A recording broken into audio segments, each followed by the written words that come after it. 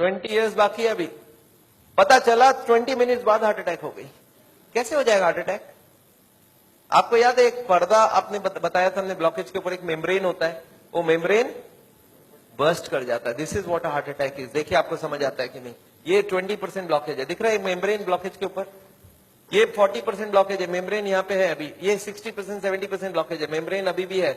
और membrane stretch कर रहा है कि नहीं कर रहा है? करते करते एक दिन क्या होगा, मेम्ब्रेन बर्स्ट कर जाएगा। Membrane will rupture, membrane will snap, membrane will burst.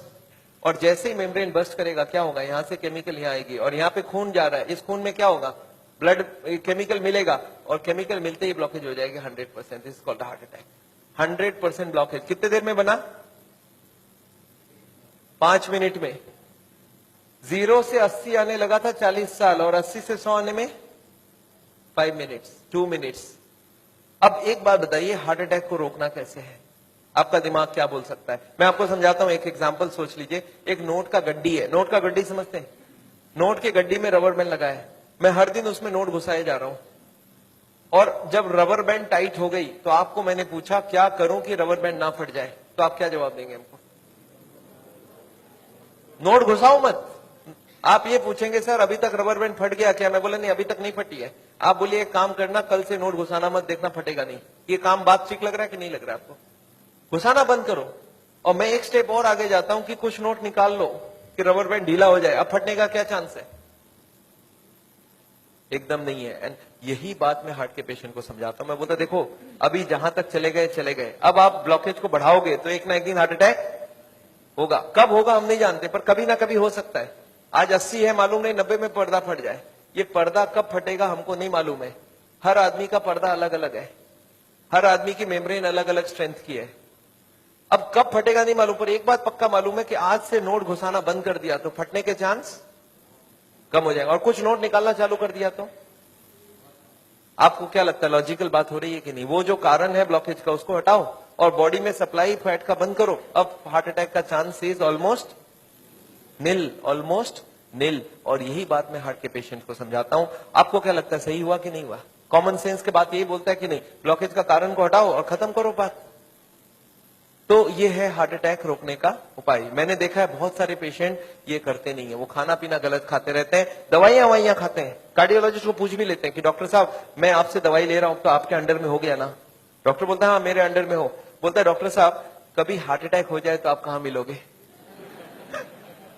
मैं अभी ब्लॉकेज बढ़ा रहा हूं, आप सिर्फ हमको बताओ हार्ट अटैक के वक्त आप।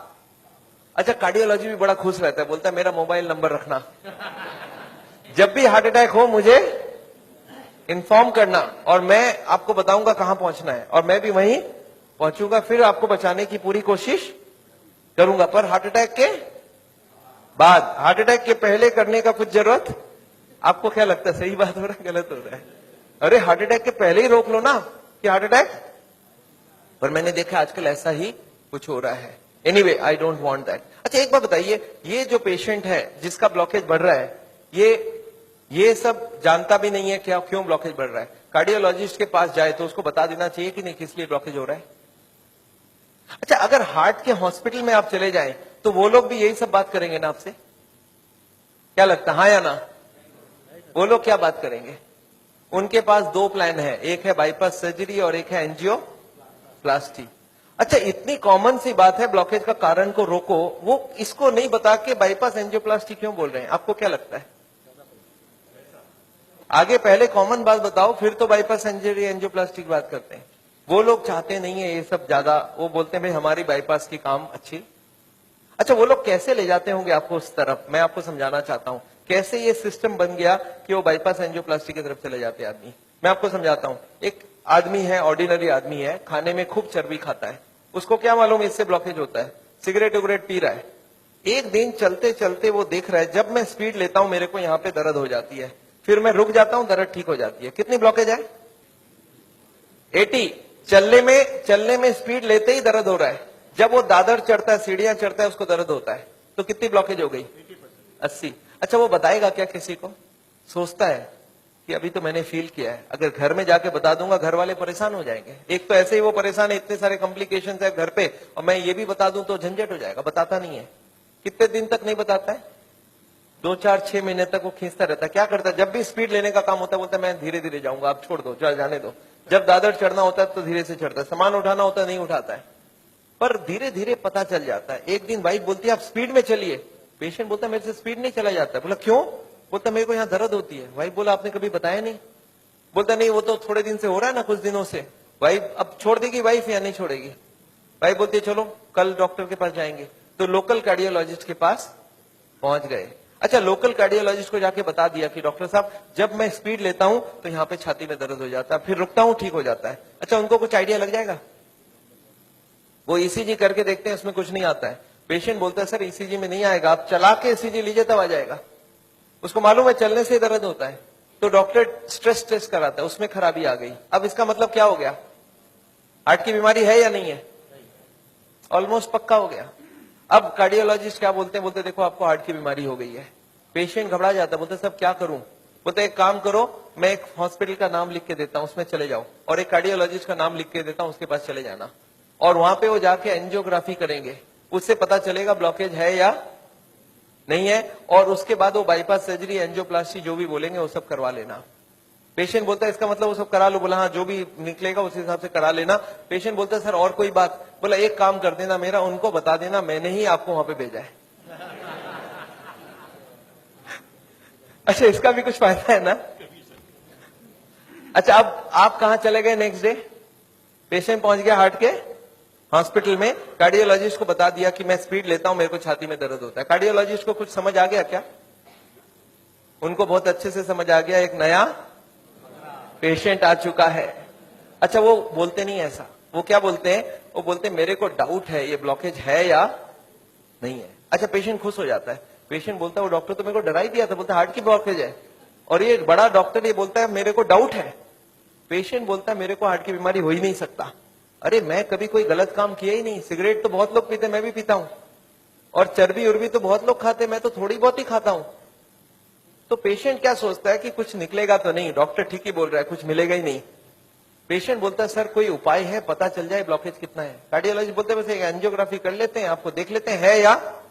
अच्छा, पेशेंट मान जाएगा नहीं मान जाएगा? पेशेंट बोलता है सर कोई भी टेस्ट हो मैं तैयार हूं, आप बोलो क्या क्या कराना है। बोलते नहीं, आपको एडमिट करके आपके अंदर एक तार घुसाएंगे और उसमें जान भी जाने की चांस है। अच्छा, पेशेंट फिर भी नहीं चाहता है कुछ, तो बोलते बिना तार घुसाए कुछ कर लीजिए ना, पता करना है ना ब्लॉकेज, कर लीजिए आप। कार्डियोलॉजी बोलते हैं एंजियोग्राफी बिना कुछ नहीं पता चलेगा। अच्छा, एंजियोग्राफी हो जाएगा नहीं हो जाएगा? एंजियोग्राफी हो जाता है। पेशेंट बोलता है चलो एक बार करा लेते हैं, फिर घर जाके सोचेंगे ब्लॉकेज मिल तो जाए, देखे तो सही कितना है, फिर जाके घर में। अच्छा, पेशेंट प्लान कर लेता है। क्या प्लान करता है? कि मेरी 30-40 ब्लॉकेज तो हो सकती है, मैंने गलत काम किया है, बड़े दिनों से मेरे को कोई ने बोला था फैट नहीं खाना, मैं खाया हूं, सिगरेट नहीं पीना, मैंने पिया हूं, तो कुछ ब्लॉकेज मिलेगा। और प्लान क्या बनाता है कि घर जाके कल से सारा खाना पीना बदल दूंगा, वॉकिंग चालू कर दूंगा, एक्सरसाइज चालू कर दूंगा। एकदम प्लान करके एंजियोग्राफी में जाता है कि कल खाली रिपोर्ट लेके घर जाना है। अच्छा, रिपोर्ट में कुछ, एंजियोग्राफी होने के बाद रिपोर्ट में कुछ मिलेगा या नहीं मिलेगा? रिपोर्ट में एंजियोग्राफी में कितनी ब्लॉकेज मिलेगी? 70, 80 एंड 90। अच्छा, जब 80 ब्लॉकेज मिल जाए, कार्डियोलॉजी सडनली बदल जाता है, वो बोलते हैं you are very lucky. Patient बोलता है लकी मतलब कुछ भी नहीं मिला आपको? बोला लकी इसलिए कि आप ठीक टाइम में यहां तक पहुंच गए, थोड़ा सा लेट आते तो कुछ भी हो सकता था। पेशेंट बोलता है इसका मतलब कुछ सीरियस बात है? बोला आप बचे कैसे, मेरे को समझ नहीं आ रहा है। यू आर वेरी लकी, अभी तक बच गए आप, अब आपका बचने का चांस बहुत कम है। पेशेंट बोलता पर हुआ क्या है? बोलता 80% ऑलरेडी फिनिश्ड, बस अब बस थोड़ा सा ही है, you are carrying an atom bomb. अच्छा, पेशेंट बोलता है सर एक काम कीजिए, आप रिपोर्ट मुझे दे दीजिए, मैं घर जाऊंगा। बोलते घर आप पहुंचेंगे कैसे? उसके पहले हार्ट अटैक हो जाएगा। अच्छा, आपको क्या लगता है डॉक्टर को मालूम है क्या हार्ट अटैक कल होगा आज होगा? उसको तो ये भी नहीं मालूम 70 है 80 है या 90 है। क्यों ऐसा बोला जा रहा है? To create a fear. और फियर से क्या होगा? फिर ऑपरेशन के लिए इमीडिएटली, बहुत सारे लोगों को इतना बोलने का जरूरत ही नहीं हो, तो इमीडिएट तैयारी हो जाता है। हार्ट का सुनते हैं उसके मन में ऐसे ही डर रहता है, उसको ज्यादा डराने का। पर कभी कभी पेशेंट बोलता है सर एक बात बताइए, ब्लॉकेज तो कल भी था, ब्लॉकेज तो आज भी है, कल तक तो मैं सारा ही काम कर रहा था, ये पेन तो मेरे को बड़े दिनों से है, मैं अब तो पता चला हूं, तो आप एक काम करिए, मेरे को आप डिस्चार्ज कर दीजिए, मैं घर जाके फिर सोचूंगा। बोला नहीं, आप एक काम कीजिएगा, आप करवट भी लेंगे ना तो हमको पूछ लीजिएगा। पेशेंट बोलता है नहीं सर मैं तो घर जाऊंगा। बोला आप रुकिए, आपके घर वालों से मैं पूछता हूं। अच्छा, घर वाले बाहर कौन कौन वेट कर रहे होंगे? सारा खानदान वेट कर रहा होगा। वहां पे जाके क्या बोलना है कि patient is very critical, any moment he can die. आप बोलो मैं बचाने की कोशिश करूं और जाने दूं। अच्छा, आंसर क्या होगा? वाइफ क्या बोलेगी कि जिंदगी भर इन्होंने मेरे लिए किया, आज मेरे को चांस मिला, आज तो मैं ऑपरेशन। वाइफ बोलती है कोई चीज का भी कोई भी कंजूसी हमें नहीं करना है, इनको तो बचाना। अच्छा, बेटा मानेगा कि नहीं? एक बेटा बड़ा समझदार होता है, बोलता है डॉक्टर को, डॉक्टर साहब एक बार बताइए, मैंने सुना है कोलेस्ट्रॉल की वजह से ब्लॉकेज होता है, इनका कोलेस्ट्रॉल हाई है, तो क्या करूं कि कोलेस्ट्रॉल कम हो जाए? खाने पीने में क्या क्या चेंज लाना चाहिए? अच्छा, कार्डियोलॉजिस्ट मान जाएंगे इनसे बात में? वो बोलेंगे you are wasting my time, he is dying and you are talking all this rubbish. अच्छा, तब तक और जितने परिवार वाले बोले नहीं नहीं ऑपरेशन होना ही चाहिए। मेरे एक पेशेंट थे, बोले डॉक्टर साहब मेरे साथ पूरा ऐसे ही हुआ, मैं तो खाली एक बार टेस्ट कराने गया था और उसके बाद वो ऑपरेशन करके ही भेजे मेरे को वापस। मेरे एक और पेशेंट थे, बोले सर मैं फिर भी नहीं कराया, मैं निकल आया। मैं बोला आप निकले कैसे? बोला मैंने बोला मैं तो नहीं कराऊंगा, मुझे घर जाना है। वो बोले नहीं आप घर भी नहीं पहुंचेंगे। मैं बोला मैं लिख के देता हूं, मैं पहुंच जाऊंगा। फिर मैंने लिख के भी दे दिया, फिर भी वो जाने नहीं दिया। फिर मैंने लास्ट बोला, मैंने बोला देखो मैं करने तैयार हूं, पर प्रॉब्लम है मेरे पास पैसे नहीं है, आप फ्री का कोई ट्रीटमेंट हो तो करवा डालो। तब इन्होंने बोला कोई प्रॉब्लम नहीं, आप घर चले जाओ। फिर मैं जब घर जाने लगा तब फिर से बुलाया उन्होंने, बोला अब आप एक बार बताओ ये इतने पैसे आप कितने दिन में इकट्ठा कर सकते हो? तब मैंने बोला देखिए मुझे प्रॉपर्टी बेच के आना होगा, 2 महीना लगेगा। फिर मुझे 2 महीना उन्होंने टाइम दे दिया, बोला अब कोई प्रॉब्लम नहीं है, 2 महीने बाद ही ऑपरेशन होगा। आपको समझ आ रहा है ऑपरेशन कब रुक सकता है? दिस इज, मैं ये नहीं बोलूंगा सारे जगह एग्जैक्टली यही हो रहा है, पर इसका ही कुछ छोटा मोटा रूप ये हॉस्पिटल का सिस्टम है। पर एक बात मैं जानता हूं, हॉस्पिटल को ये चॉइस देना चाहिए पेशेंट को। देखो the blockage is so much so much so much, these are the reasons. आप देखो क्या चाहते हो। आप अगर अपने आप को बदलोगे तो ऑपरेशन रुक सकती है। आप नहीं बदलना चाहते हो तो मैं ऑपरेशन कर दूं, उसके बाद जाके बदलने का कोशिश करो। But the hospitals don't give chance. उनको मालूम है ये एक मौका है, ऑपरेशन कर लेते हैं, बट उसके बाद भी उनको यही करना पड़ेगा। लाइफस्टाइल चेंज तो पेशेंट को फिर भी करना पड़ेगा। मैं जानता हूं हार्ट के पेशेंट्स को मैं 3 चीज देखते दिखाऊं, एक तो दवाइयां हैं, एक बाईपास और एक एंजियोप्लास्टी। ये दवाइयां मैं आपको एक बार समझाना चाहता हूं दवाइयां क्या काम करती है, और another 10 minutes I will take. देखिए ये ट्यूब है जिसमें कोई ब्लॉकेज नहीं है, और ये 80-90% ब्लॉक है, दिख रहा है आपको? अब ये पेशेंट को चलने से दर्द होता है, एक दवाई ऐसी है जो दवाई देते ही दर्द कम हो सकती है। कौन सी दवाई है? सॉर्बिट्रेट। नाम सुना आपने? क्या करता होगा सॉर्बिट्रेट? देखिए क्या करता है Sorbitrate. This what is the action of Sorbitrate. क्या हुआ? ट्यूब चौड़ी हो गई, ब्लॉकेज वहीं की वहीं रह गई, ट्यूब चौड़ी हो गई, ट्यूब थोड़ा फैल गया, फैलते क्या हो गया? ब्लड सप्लाई बढ़ गई। पेशेंट बोलता है मुझे अब कोई दिक्कत नहीं है, पर यह दवाई का असर रहेगा 8 घंटे बाद, तो 8-8 घंटे में एक सॉर्बिट्रेट देनी पड़ेगी। एक पेशेंट मेरे को बोला मैं सॉर्बिट्रेट नहीं लेता हूं, मैं मोनोट्रेट लेता हूं। मैं बोला वो भी सॉर्बिट्रेट का ही भाई है।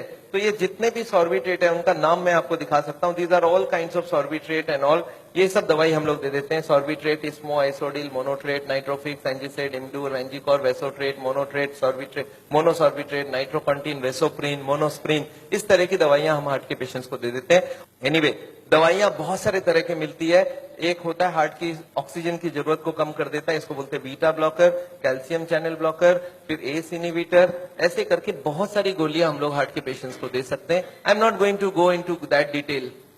कुछ ब्लड पतला करने का दवाई भी देते हैं, आपने देखा है नाम, इकोस्प्रिन, कोल्स्प्रिन, एएसए, डेलिस्प्रिन, डिस्प्रिन, क्लोपिग्रेल, क्लोपिलेट, क्लोपिवास, सिरुविन, क्लैबिक्स, क्लोट्रेल, प्लेजरिल, स्ट्रोमेक्स, डीप्लैक, इस तरह की गोलियां हम लोग देते हैं ब्लड को पतला करने के लिए।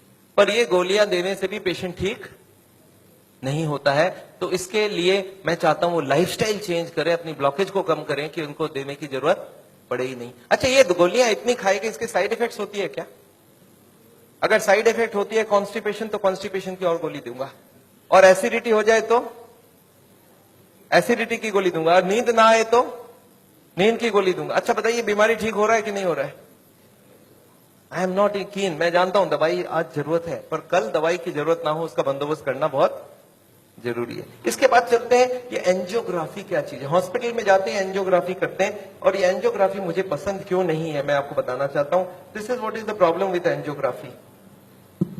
एक तार आपकी पूरे बॉडी को स्क्रैच करके हार्ट तक लेके जाना है। ये तार यहां से जो घुसेगी, 1 metre wire is inserted into the body till it reaches the heart. It is a blind procedure. Blind मतलब क्या, आप घुसा दो, ये अंदर जाती जाएगी, और अगर अटक गई तो वापस खींच के फिर से ट्राई करना होगा। मतलब वो अंदर स्क्रैच करेगा ही करेगा, पूरे बॉडी को स्क्रैच करती है। वो लिखवा लेते हैं कि अगर हार्ट अटैक हो गया तो मेरी कोई जिम्मेवारी नहीं है, और ये पूरे बॉडी को ये पंक्चर भी कर सकता है। मैंने ऐसे ऐसे पेशेंट देखे हैं कि एंजियोग्राफी के वक्त ही डेथ हो गई। एंजियोग्राफी में पैर को काटना पड़ा अल्टीमेटली, क्योंकि वो पैर की ट्यूब को डैमेज कर दिया। तो एंजियोग्राफी मैं नहीं चाहता हूं। और उसके बाद क्या होगा, इनएक्यूरेसी अबाउट द रिपोर्ट, और उसके बाद pressure from the cardiac doctors for the next operation. Patient को लगता है मेरे को इमरजेंसी हो गया, बट इमरजेंसी प्रिसिपिटेट कराया जा सकता है। एनीवे, ये एंजियोप्लास्टी जो है, ये दो ऑपरेशन, दो चीज वो लोग करते हैं, एक एंजियोप्लास्टी, एक बाईपास सर्जरी। मैं एंजियोप्लास्टी 2 मिनट आपको समझाना चाहता हूं। What is this angioplasty? एक स्टेंट लगाते हैं, सुना आपने नाम? एक रिंग लगा देते हैं हार्ट में। What is this? Let me explain what is this. पिछले 20 साल में जो एंजियोप्लास्टी है, ये बार बार फेल किया और बार बार इसको सक्सेस बताया गया है। पहले आई थी बेलूनिंग, बेलून एंजियोप्लास्टी। उसके बाद बहुत सारे तरह के एंजियोप्लास्टी आई, ऑर्डिनरी स्टेंट आई, फिर गोल्ड स्टेंट आई, फिर रोटा ब्लेडर आया, रेडियो एक्टिव स्टेंट आई, लेजर एंजियोप्लास्टी आई, आजकल चल रहा है ड्रग कोटेड स्टेंट। पर ये सारे के सारे फेल हुए हैं। क्यों फेल हुए, एक बार समझाना चाहता हूं। देखिए, ये बेलूनिंग क्या चीज है, याद है आपको? एंजियोग्राफी के वक्त तार अंदर घुसाई थी, वो कहां तक गई थी? हार्ट तक, यहां तक तार आई थी। इस तार के ऊपर ये बेलून होता है। इस तार को थोड़ा सा धक्का मारते हैं, कभी कभी कार्डियोलॉजिस्ट तार को अंदर रख के बाहर आ जाते हैं, आके बोलते हैं देखो तार अंदर है, बोलो तभी खोल दूं। आप बोलते हैं चलो खोल दो, कितने लगेंगे? 2 लाख लगेंगे, 2 लाख दे दिया। अब ये तार को ये लोग धक्का देते हैं थोड़ा और,